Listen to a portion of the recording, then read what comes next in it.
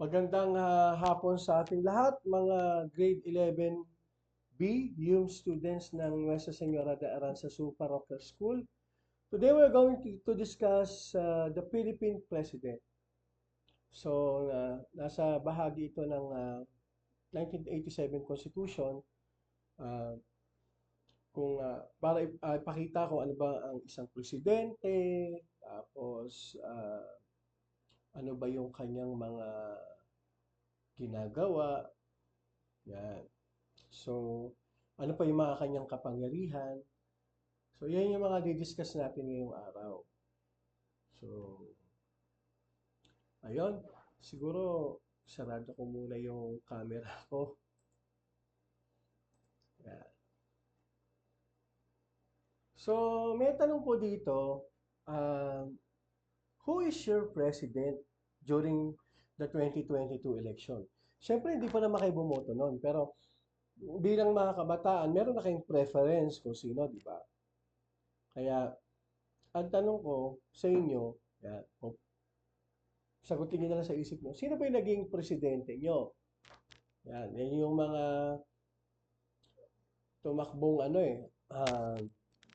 ito yung mga tumakbong mga presidente, no? Sila, Ernie Abella, Calio de Guzman, si Isko Moreno, Dumagoso, si Norberto Gonzales, Ping Lacson, Mangondato, Faisal Mangondato, Bongbong Marcos, Jose Montemayor Jr., Manny Pacquiao, tsaka siyempre si Leni Robredo. So, 10 ang tumakbo, pero talagang ang mainit talaga ang labanan dyan last time ay yung sa pagitan ni Bongbong Marcos at ni Leni Robredo. Kaya ngayon alam naman natin kung sino yung nanalo, di ba? Ngayon, ah, ito yung makikita niyo sa larawan, yung mga naging presidente ng ating bansa mula kay Emilio Aguinaldo. So kung bibilangin natin, 1, 2, 3, 4, 5, 6, 7, 8, 9, 10, 11, 12, 13, 14, 15, 16, 17. So pang 17th na presidente ng Pilipinas si Marcos. Yan. Pero sa Third Republic, pang ilan lang siya. Kasi ang Third Republic ay simula ata hindi, may tinatawag pa ngang hindi ko alam kung Fourth o Fifth Republic. Depende siguro sa mga kasaysayan na mababasa nyo, no? Pero basically, there are already uh, 17 presidents, no, from 1898, no, from our independence. So we have already 17 presidents. Ngayon, ano ba yung role ng isang presidente? Diba? Yan ang, kasi talagang yan ang pinakamakapangyarihan sa isang bansa, no? Pero ano ba yung role niya? Ano ba yung mga dapat niyang gawin? At saka, siyempre, yung mga kapangyarihan niya. Yan. Ito yung tanong na isa, no? What are the president's powers? Ano ba yung kapangyarihan ng isang presidente? Ito rin isang tanong, what are the qualifications of a president?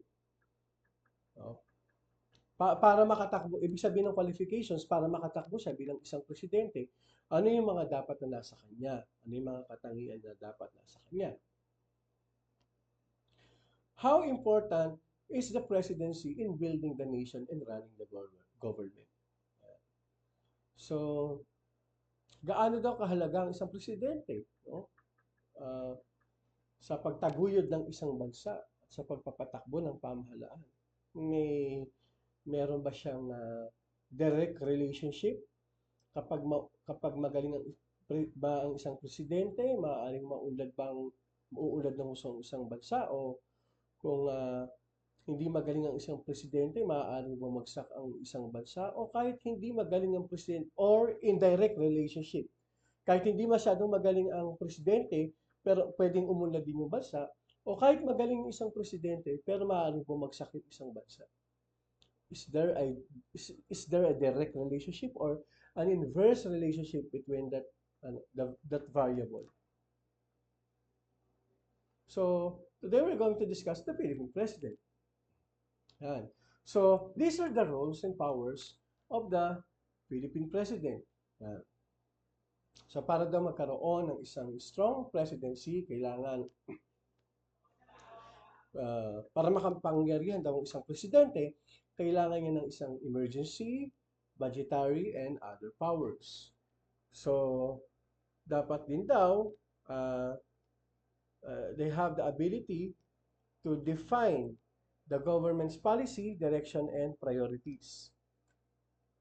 May constant media and public attention, cultural value as a symbolic national figure. So, symbolic national figure tayo, ibig sabihin, uh, pag halimbawa nakita ka sa TV, talagang, uy, grabe itong bawa. Sila Xi Jinping, no? Sila Donald Trump, sila Macron, 'di ba sa France, sila Trudeau, 'di ba? Ano ba 'yung makikita mo? Ano ba 'yung makikita mo sa bansa nila habang nakatingin ka sa mga pinunong 'yon? Symbolic national figure. So, unang-una, ang isa sa mga role uh, ng presidente ay siya yung head of state. So, it involves acting as a ceremonial and living national symbol. Ayan. Ceremonial and living national symbol. Bawa, leading national ceremonies and welcoming foreign diplomats. Sila yung unang gagawa. No? Di ba? So, laging ganon. Lalo na kapag may head of state na bibisita dito sa bansa natin, of course, hindi mo na pupunta sa kongreso yung yung isang foreign leader na yon. Automatic, lalo na kapag state visit, susunduin pa nga siya minsan, no? Lalo na pag state visit, no? Susunduin siya sa, o kung hindi man sunduin sa mismong airport, diretso sa Malacanang yung head of state na yon para uh, salubungin at para ipakita din yung Filipino hospitality. Yan. Yan yung isa sa mga role niya. Number two, siya yung head of the government. This involves providing the government its policy direction and priorities, which are primarily expressed through his own or her electoral campaign platform. So ano ba yung policy? Halimbawa, yung kay Duterte, isa sa mga policy na ginawa niya noon, di ba? Yung war on drugs, di ba? Tsaka isa rin sa mga nagpakilala, yung isa sa mga legacy na pinakita ni dating Pangulong Duterte noon, yung build. No? Na actually, nung 2022 elections, tinanong yung mga presidential, alam yan, hindi ko alam kung nanood kayo, no? Pero kung hindi ako nagkakamali,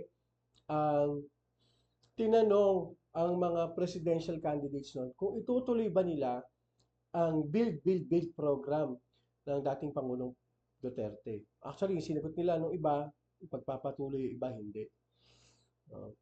Pero, ayun nga, nung naging presidente si Bongbong Marcos, bagamat ipinagpapatuloy niya yung proyekto, binago niya yung pangalan, BBM, no? Build Better More. Yan. Yan. So, yan yung mga one-liner nila. Makapangyarihan yung mga one-liner dapat kasi yan yung magde-define sa presidency ng isang president. Di ba? Yun lang naman.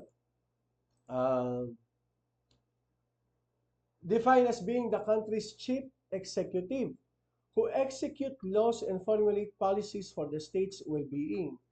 At times, these laws and policies are subject to opposition. Yan. So, ibig sabihin, hindi porket, kasi siyempre, di ba, napag-usapan na natin na there are 3 branches of the government. Di ba? Naalala nyo yan, ha? Ewan ko, sana naaalala nyo na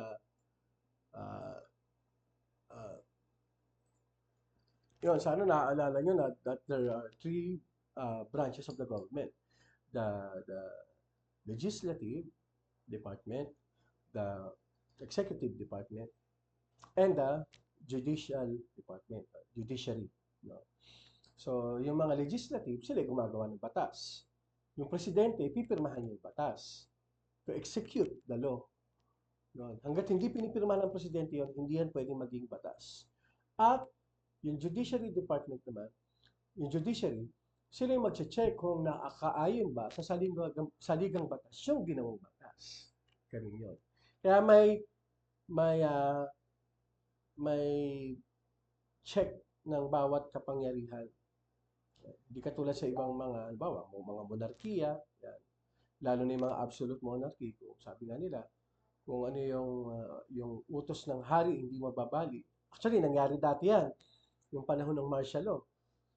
Yung panahon ng martial law natin, kaya nga ang tawag dati sa mga batas no na hindi Republic Act, no, kundi Presidential Decree. Kasi direktang galing sa Pangulo yun. Yun. So, the president has also the power to veto, no? To, yun nga sabi, no? To, pwedeng i-oppose ng Pangulo yan. Hindi lahat ng batas na ginagawa, pipirmahan ng presidente. Yan. So, kung hindi ako nagkakamali, yung kaya nga minsan, nagiging issue yan pag halimbawa, ang opposition, yung gumawa ng hindi pipirmahan. Pero hindi ibig sabihin, no, na kahit kakampi mo, pwedeng pirmahan. Kasi kung hindi ako nagkakamali, during that time, yung Magna Carta for ni Senator Laila de Lima, it was not signed by the time of former President uh, Pinoy. Ay, oo nga, Pinoy. Um, but it was signed during the presidency of Rodrigo Duterte. Yan. Kaya nga kapag uh,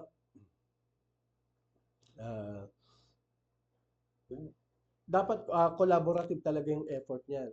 Kasi halimbawa kapag kahit gaano kaganda yung batas sa ginawa ng isang mababatas, pag hindi yan pinirmahan ng presidente, wala.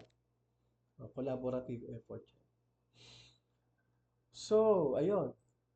Uh, let's go to the next slide. So, Chief Executive. Chief Executive involves leading the executive branch and orchestrating how it would implement laws. Yan. Yan. Siya yung sa lahat ng executive branch, siya yung pinakamataas. Di ba? Kasi nga, siya ngayon nasa executive department. No? Kaya meron siyang kapangyarihan, may role siya na malaki yung role niya para sa nation building talaga kasi pwede yung pirmahan niyang batas makaapekto, no, whether it's positive or negative sa mga mamamayan. I think there are several laws that is beneficial for the Filipinos, but there are also several laws signed by the former presidents, no, or even the current president that are inimical or should I say hurtful to the Filipino people. Nako, personally, ang isa sa mga nakikita ko, yung pinakaayaw ko talaga yung provincial rate na yan. Kasi dahil sa provincial rate, nagsisiksikan ng mga tao sa Metro Manila, saka sa iba't ibang syudad. Samantalang, halimbawa, dito sa atin, di ba? Sa San Mateo, taga San Mateo lang tayo. Alam ko na, ipaliwanag ko na sa inyo to, no? Pero for the benefit of uh, sa mga hindi nakapakinig doon, iba yung sweldo ng isang crew sa Jollibee San Mateo, iba yung hourly rate nila. Pag tatawid lang ng tulay, Jollibee Marikina, iba na yung hourly rate nila. Samantala, we are spending the same. Diba? The price are the same. Parehas yung presyo doon, parehas din yung presyo rito. Pero bakit iba? Siguro palagay ko dahil nga yan sa tinatawag na provincial rate. Ayun. So, isa rin sa mga role ng presidente ay siya rin yung commander-in-chief. Yan. Involves being the supreme commander of the armed forces and its branches as way to ensure civilian authority over the military. Oh, 'di ba?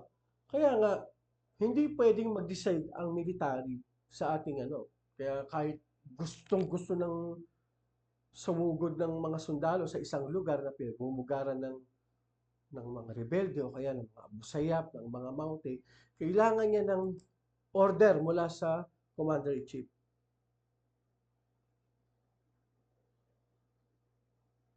Yun. Kaya,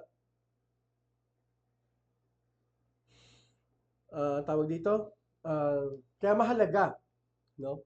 Kaya dapat may sanity, no? May sanity talaga yung presidente natin kasi pag bigla-biglang nag-announce siya ng pagsugod sa isang lugar, mga rebelde, ganyan, tapos hindi pinag-isipan, medyo makakaapekto yan. Actually, nung panahon naman ni ni dating Pangulong Pinoy, no?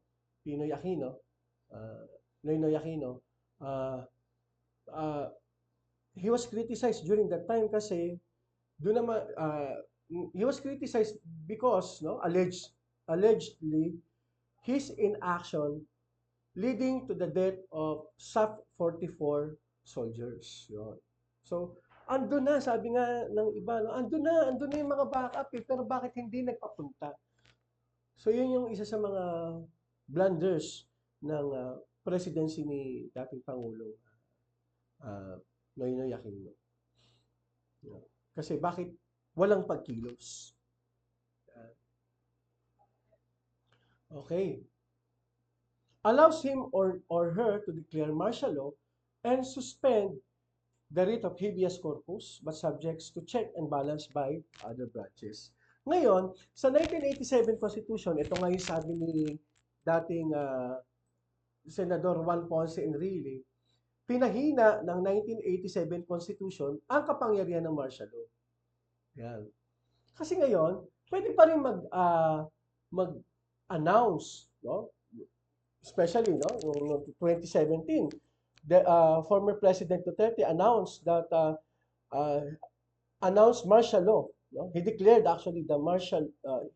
martial law in the whole island of Mindanao. Kasi nga during the Maute Abu Sayyaf insurgency in Marawi City. So, yun, subject for congressional approval yon. Hindi katulad dati, nung panahon ni dating Pangulong Ferdinand Marcos, when he announced martial law in September 21, 1972, talagang nagkaroon siya agad ng absolute power as the president. Ngayon, hindi na pwede yung ganon. Kailangan dumaan, no? Ano ba yung mga tawag dito? Grounds mo para mag-announce ka ng martial law. So hindi na basta-basta, no? Hindi na lang out of whim or kaya may mga ibang mga trivial na dahilan, ano? Dahil sa announcement, para sa announcement ng martial law. Sa South Korea, noong nakaraan, nag-announce ng martial law ang presidente ng South Korea, nakalimutan ko na yung pangalan niya. Ngayon, hirarangan yung para mapigilan na bumoto yung assembly nila, no? Parang parliament nila doon. Ang ginawa, pumasok sa loob at nagbumoto sila na kinakancel nila yung martial law. Ganun kalakas, no? Basta pag may balance check talaga sa pagitan ng mga maayos yung balance, check and balance ng bawat branch, no? Mapapanatili ang demokrasya. Nagkakaintindihan ba tayo? Ayun. So, teka. Yan. So, ano ba yung writ of habeas corpus? A writ of habeas corpus is used to bring prisoner or other detainee, for example, institutionalized mental patient, before the court to determine if the person's imprisonment or detention is lawful. Yun, dadalhin ka sa korte. No? Hindi pwedeng in absentia. Yan, yung parang hindi ka ihaharap sa korte tapos kakasuhan ka na, hindi pwede gano'n, 'di ba? Pero pag hindi ka naman humarap sa korte, syempre merong contempt 'yon. Madadagdagan pa yung kaso mo. So, ah, ito na nga, no? Article 7, Section 18 of the 1987 Constitution empowers the President of the Republic to declare martial law for a period not exceeding 60 days in case of rebellion and invasion when public safety requires it. So, Duterte used this Article 7, Section 18, no? Pero hindi dapat lalagpas ng 60 days. Maliban na lang, maliban na lang kapag, syempre, lumagpas din doon yung ano, bawa sa ano, parang ilang buwan din atang nag-ano yon, naglabanan. So kailangan nilang i-extend. At pero subject for approval yun ng Congress. Yan. Siyempre hindi naman pwedeng ano. Sa totoo lang, yung martial law kailangan yan, no? When carefully uh, when it is used wisely, no? It is very helpful. Yan. Ngayon, kapag halimbawa katulad nung nangyari nung 1972, alam natin ngayon na hindi talaga maganda yung nangyari kasi nagkaroon ng absolute na kapangyarihan yung presidente at that time. Kaya, sabi nga nila, di ba, uh, absolute power corrupts absolutely. Sorry for that alarm. Iinom na raw ako ng gamot. Yan. So, he is also, or he or she is also the chief diplomat. Yeah, diplomat. This involves crafting and executing the country's foreign policy towards other countries. So, entering agreements and represents the state in global communities. Yun yun. So, kaya nga, depende sa presidente yung ating foreign policy. Nakita niyo naman, di ba, nung yung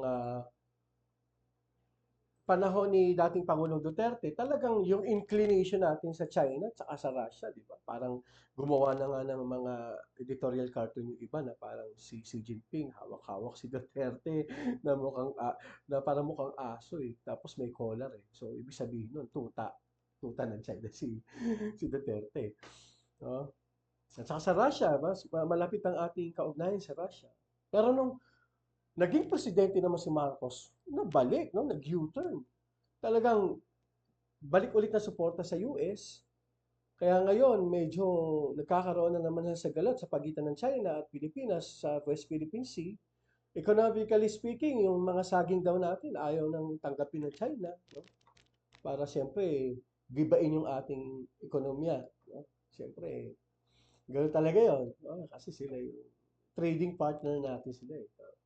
Pwedeng sinasakal nila tayo sa aspetong pang-ekonomiya. Ganun talaga. No?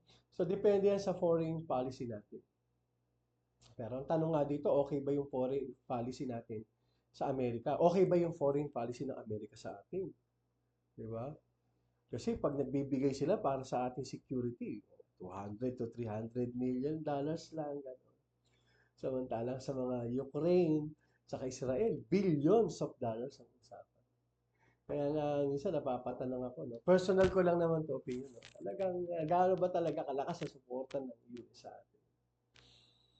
Well, hindi ko masyadong ano, no? Pero yung mga nababasa ko ng balita, doon lang ako nakabase. Palagay ko may nakakaalam dito. Siguro kung may makakanood man dito, please enlighten me about this one. No? Na kung gaano kalakas yung suporta ng US sa atin. Uh, Siyempre, in comparison with Ukraine and Israel. Tsaka paano rin makaka-apekto yung presidency ni Trump sa assistance ng United States sa atin. Kasi parang tinanggal niya na yung US aid. Eh. Parang ganun. Ayun. So, the key powers of the Philippine President. Yan. Uh, The Administrative Code of 1987 or Executive Order 292 grants the President the following powers. Power of appointment. Yan. So sila yung nag-a-appoint usually ng mga government workers. Maliban lang, pero siyempre may commission of appointments siya na pwede siya mag-appoint, pero may tinatawag na commission on appointments. Ito yung mga magsususog kung okay ba yung appointee na ano. Baka mamaya tambay lang sa kanta yung inappoint ng presidente. Hindi. Tanggalin natin yan. Yan. Nangyari yan dati. No? Nangyari yan dati nung panahon ni Duterte, yung DSWD secretary parang hindi na confirm. Na iba. At saka yung sa DNR ata, yung namatay, si Lopez ba yun? Ganun ang nangyari din.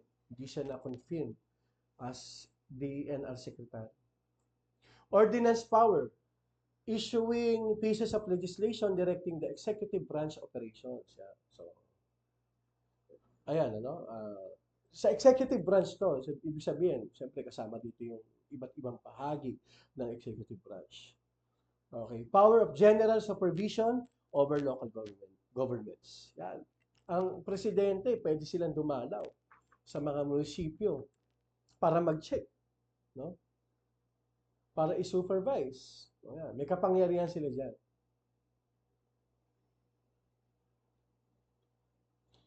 Power over aliens, deciding immigration issues. Yan. Tapos, power of eminent domain in teka lang i-ano natin medyo nakalimutan ko yung pronunciation nito. Pasensya na ako'y tao lang, hindi ako sobrang galing na maalala. Sige. Parang S-cheat ata. Sige, check natin to. Ano raw? S-cheat. Yan. So, ano bang ibig sabihin nito? Yan. Oh, okay. Power of eminent domain is cheat, seizing private property for public use. Yan, nangyayari yan, di ba? Halimbawa, kapag halimbawa, yung bahay mo nasa gilid ng highway, magkakaroon ng di ba? Pwede nila ipag-utos yun na basta babayaran, no? Kumbaga kukunin ulit yan ng gobyerno kahit sa'yo yan. Di ba? Pero babayaran naman. So, siyempre, hindi naman ganun kalaki. Di ba? Kaya nga kung ako lang personally, kung maapektuhan yung bahay ko, mas maiging maapektuhan na lang siya ng SM kasi si SM daw malaki binibigay sa mga bahay. Di ba? Parang umalis ka lang doon di ba? Babayaran ka sabi nga ng kaibigan ko, sa presyong hindi mo matatanggihan. Pero ang gobyerno, dadalawang isip ka Kasi syempre, mababa lang yung price noon, no? Yan. So, ayun po. Power over ill-gotten wealth. Sequester and freeze assets ill-gotten by corrupt leaders during the Marcos dictatorship. Hala ka, ano kaya yun? Di ba? Yung presidente natin, di ba, Marcos, di ba? So, pero siyempre, ano pa rin niya yun, di ba? Nasa sa kanya na yun. Yun nga yung yun nga yung pinaniniwalaan ko na sana naging presidente si Marcos to redeem the family's image. Siyempre, para i-redeem siya, siyempre, kailangan magkaroon ng pag-amin, pagbalik ng mga yaman. Kasi alam naman natin talagang nagkaroon ng, diba? Base na rin sa iba't ibang datos, mga balita. Alam natin nagkaroon ng gano'n. Pero siyempre, kapangyarihan niya na yun. Diba? Na wala na tayong control doon. So, ano ba yung qualification ng isang presidente na tatakbo, no, bilang presidente? So, kunyari, ako, takbo akong presidente, no? Si Mr. Caritan, no? Mr. Caritan for president. Yan. Ano yung mga qualifications ko? Pwede na ba akong tumakbo bilang presidente? Check natin kung pwede. Yan. Una, kailangan born Filipino citizen. O, natural born citizen ba si Mr. Caritan? Check. Pangalawa, registered voter ba si Mr. Caritan? Check. Pangatlo, able to read and write. Marunong ba ako magbasa? Tsaka magbilang? Of course. Check. At least 40 years o 40 years of age on the election days. Ilan taon na ba ako? 44 sa election day. Check. Number 5, a resident of the Philippines for at least 10 years immediately preceding the election. So, di naman ako umaalis para mga ibang bansa, no? Maliban na lang kapag nagbakasyon. Check ba yon? Check. So, basically, no? Yan. Basically, si Mr. Calitan, pwede akong tumakbo bilang isang presidente. Kahit sino. Basta masunod na yung qualification na yun. Ngayon, umaangal yung bakit naman yung sa mga company, tapos pa ng ganito, o kaya pag mga ganyan sa mga schools, institution, dapat tapos yung presidente. Kung sino-sino na lang. Wala tayong choice. Nasa konstitusyon yun. Kaso pag gusto naman baguhin yung constitution, ayaw naman natin. Di ba? Sala sa init, sala sa lamig. Ayaw natin mabago. Pero, umaangal tayo. Bakit ganun? Pag presidente, yung quality ng ibang candidates, di ba? Putyo-putyo lang. Yun yung dahilan. Nasa konstitusyon. Nasa konstitusyon ang kung gusto mong gawin, kung gusto mong baguhin yung konstitusyon, kakaroon niya ng constitutional convention. Baguhin nila yan. Dapat at least nakapag-aral. Pero, hindi naman porket sobrang nakapag-aral ka, kumbaga, may edge siguro. Kaso nga lang, sa kasaysayan natin, ang isa sa umabuso ng kapangyarihan, alam ko, top 1 sa bar exam. Di ba? Pero, ganun yan eh. Pero hindi ko sinasabi na dapat kahit sino na lang, no? Pero dapat talaga, usually dapat talaga may kaalaman sa batas, di ba? Dapat may alam talaga sa batas yan. Pero syempre, ang mga Filipino voters, ang mahilig tayo sa mga underdog, di ba? Hindi natin gusto ng matalino. Kung ayaw ng karamihan ng mga botante sa ganyan na matalino yung isang kandidato. Gusto nila yung makamasa. Yun. Aminin natin yun. Gusto ng karamihan ng mga na makamasa. Kaya nga si Erap nanalo dati, di ba? Erap para sa mahirap. Napaka-powerful ng tagline niya. Kasi maraming mahirap sa Pilipinas. Di ba? Maraming mahirap sa Pilipinas. So kung ako yung mahirap, nakita ko yung tagline na yun, uy, salamat, meron na tutulong sa amin. Di ba? Mag-i-inculcate yan sa psychology ng mga mahihirap. Yung tagline na yun. Di ba? Kahit nung kay Duterte noon, di ba? Dahil nga sawang-sawa na tayo sa mga drug addict, no? Yung kanyang parang campaign poster noon, nung Christmas, no? Ito na ang inyong huling Merry Christmas. Ganon. Napaka-powerful noon. Kaya nga isang presidente, dapat malupit ang mga PR team niyan. No? Saka malupit yung mga marketing. Si Marcos nanalo yan, Kasi parang since 2018, may BBM vlogs na siya. 2018 pa lang, piniprepare niya na yung sarili. Hindi ko alam kung 2018 Basta ang dami niya ng BBM vlogs. Bago pa lang magkampanya si Leni Robredo, ang dami ng BBM vlogs. Yun yung pagkakamali. Sinabi yan ni Lacerda, dating executive secretary ni Pinoy, na ang isa sa mga pagkakamali ni Attorney Leni Robredo, yung sobrang late na nag-announce. Diba? Siyempre, logistics nun eh. Unlike si Marcos, diba? Low cost lang na vlogs, diba? Video-video, ano ba tawag doon? Yung camera, nakalimutan ko ba? Nasa dulo na ng dila ko eh. Yung mga lumilipad na camera, yun. Yun yung nga sa comment, nakalimutan ko. Ano ba tawag doon? Nasa dulo lang ng dila ko eh. So, yun. Ganun lang. Di ba? Nanalo siya. Yun talaga malaking kaya nga bago pala magsimula, 'di ba? Ang dami ng supporters kasi ang daming nanonood ng vlogs. Ako, pinanood ko nga minsan yun eh. Siyempre bilang AP teacher, no? Wow, okay ah. 'Di ba? Ibig sabihin talagang planchado na. Okay.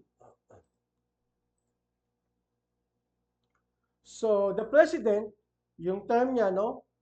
Siyempre, directly elected by the people. Yan. Kaya nga, yun yung tinatawag na popular vote, no? Yan yung pinagkaiba kasi baka mamaya nanonood kayo ng eleksyon sa Amerika, bakit si ganito lamang sa popular vote? Pero pagdating sa college electoral vote, talo siya. Tayo wala tayong college electoral vote. Nakuha nyo? Ano ba yung college electoral vote? O sa madaling sabi, ganito. Ilan ba yung regions ng Pilipinas? No? Search ko nga, nakalimutan ko na eh. Uh, regions, ano ba yan? How many regions in the Philippines, no? How many regions in the Philippines? Ganito yung pagkakaiba ng, ayan, so, meron tayong 18 na regions. So, pagpalagay natin na college electoral system tayo. Halimbawa, yung NCR, sa college electoral system, na may mga points yan. Ibig sabihin, pag nanalo ka pag nanalo ka sa sa NCR, sa Metro Manila, lahat ng boto doon sa iyo na, yung points doon. So, halimbawa, kunyari si Marcos, ang boto niya doon ay umabot ng, kunyari lang ha, 30 million. Kunyari lang ito, ay, sorry, hindi. Kunyari, 10 million yung kay Marcos. Kunyari lang ha, hindi ko alam. Kay Robredo naman, 9 million. Yan. So, ang nanalo, sa popular vote, si Marcos. So, kunyari, may points yun sa college electoral system na, kunyari, 100 points ang Metro Manila, ang NCR. Yung 100 points na yon, mapupunta na yon kay Marcos. So, yun yung nakikita nyo kapag election sa Amerika, yung mga points. Kasi yun, depende yun sa state. Yan, kunyari, kung sa mga region ka na konti yung population, bawa kung sa Palawan, kunyari, tapos, nanalo si Robredo doon, no? Kahit tambak niya si Marcos doon, pero yung college electoral vote, yung points niya, 20 lang. So, lamang pa rin ng 80 points si Marcos. Yun yung tinatawag na college electoral vote. Hindi sinusunod sa Amerika yung popular vote. No? Although, I mean, hindi siya sinusunod yung totality ng popular vote. Yung popular vote ng bawat state, yun sinusunod. Pero yung totality nun, yung buong bansa, bibilangin lahat ng popular vote, hindi gano'n. Sana maintindihan nyo, no?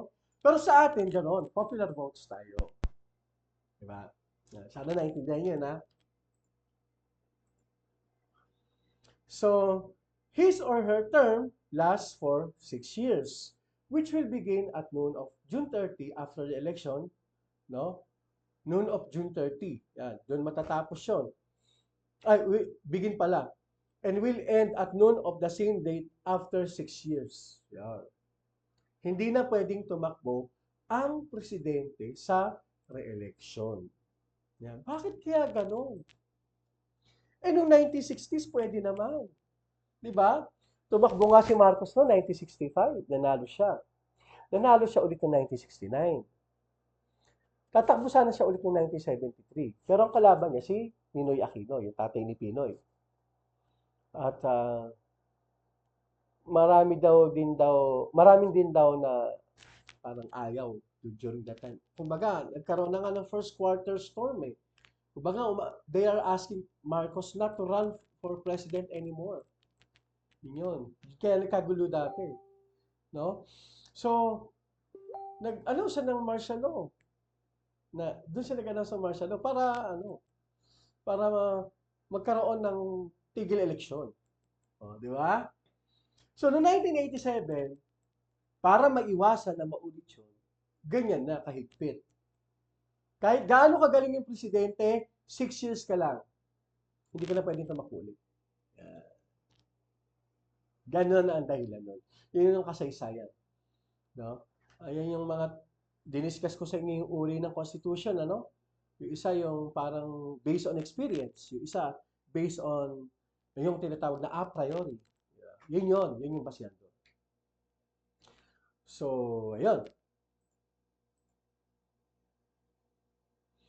In case of death, permanent disability, removal from office or resignation, of course, Vice President.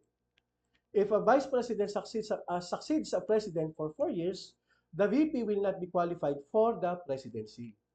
Again, the VP cannot serve for more than 2 consecutive terms. So, yun. So, for 4 years pala, no? Kaya pala yung kay ERAP noon, ano, ang ginawa nila, 1998, di ba?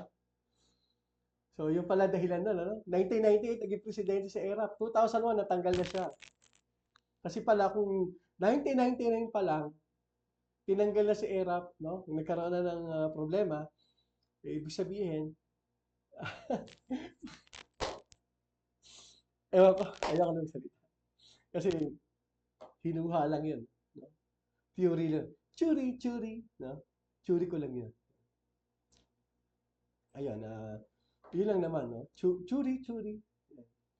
Sa, basta yun nga, pag 4 na taon na humawak yung Vice President, hindi siya pwede tumakbo na as President. Okay. Ganun lang yun. Okay. Next. Yung line of succession, teka lang po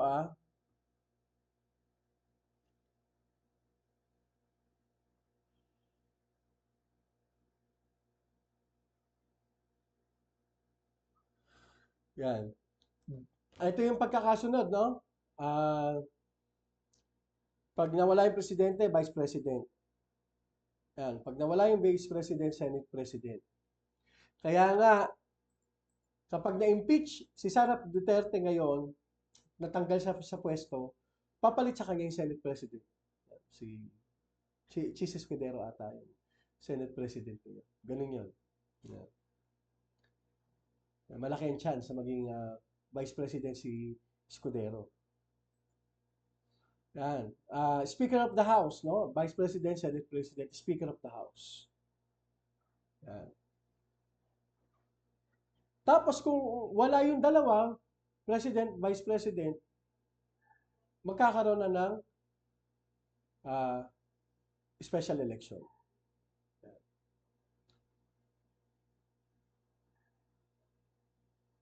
Yeah. So, the President or Vice President may be removed from office by impeachment. Yan. Ngayon kay Sara Duterte, yan. Impeachment, humihiling sila sa Senado ngayon ng impeachment. Ano na yung impeachment trial. So, ano ba yung mga grounds for impeachment? Culpable violation of the Constitution. No? Culpable. Pag sinabing culpable, parang, ewan ko, culpa, ibig sabihin yan, sobrang kasalanan, no? Culpable meaning. Yan. Deserving blame, yan ang ibig sabihin niya. Yan. Guilty, yon yung tinatawag dyan. Treason, yan, pagka-traitor sa bayan. Bribery, graft and corruption. Graft, no? Yung pag-abuso sa kapangyarihan, corruption, pagnanakaw sa kaban ng bayan. At iba pang high crimes or betrayal of public trust. Yan. So, siguro, hindi ko na muna to i-discuss, no, yung kay Duterte kasi medyo, ano na rin. May susunod pa ako i-discuss. Yan. Pasok na tayo kay Marcos, may tanong dito, no, sagutin nyo. Bago ko tapusin yung video, no. Are you satisfied with the Marcos administration? Ayan. Yung sumunod na what are the problems should the president address? Yan yung sasagutan nyo. So, nagkakaintindihan po ba tayo? Ayan, 11B. Maraming salamat sa pakikinig po. Ha? Sana mapanood nyo ito. Yan. So, yun lang po. Maraming salamat. If you have any questions, you can DM me. Okay? Maraming salamat. Paalam and God bless.